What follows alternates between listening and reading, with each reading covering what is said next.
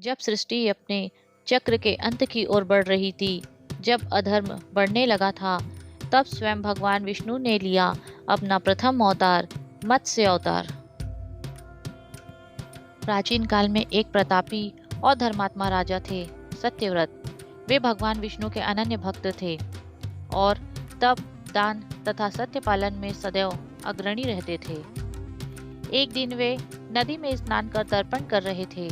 तभी उनकी हथेली में एक छोटी सी मछली आ गई। मछली ने मानो करुण स्वर में कहा, राजन, बड़ी मछलियां मुझे खा जाएंगी, कृपा कर मेरी रक्षा करे। राजा का हृदय दया से भर गया। उन्होंने उस मछली को अपने कमंडल में रखा। कुछ ही समय में वह मछली कमंडल के लिए बहुत बड़ी हो गई।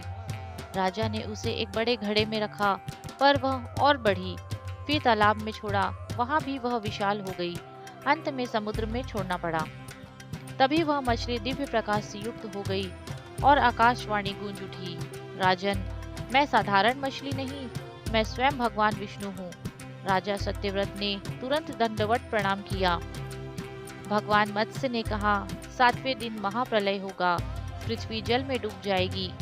तुम एक विशाल नौका बनाओ, उसमें सप्त ऋषियों को बैठाना, सभी जीवों के बीज और आवश्यक वस्तुएं साथ रखना।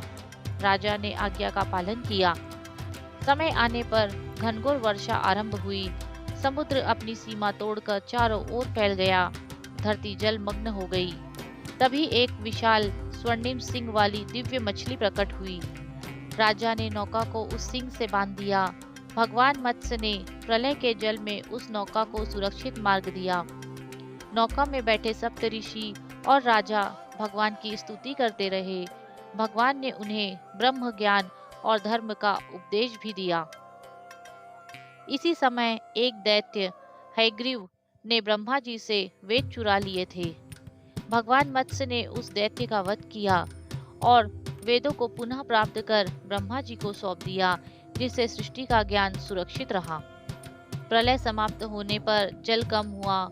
राजा सत्यव्रत अगले जन्म में वैवस्वत मनु बने और नई सृष्टि का प्रारंभ हुआ। इस प्रकार भगवान विष्णु ने भक्त की रक्षा की, ज्ञान वेदों की रक्षा की, सृष्टि को पुनः स्थापित किया।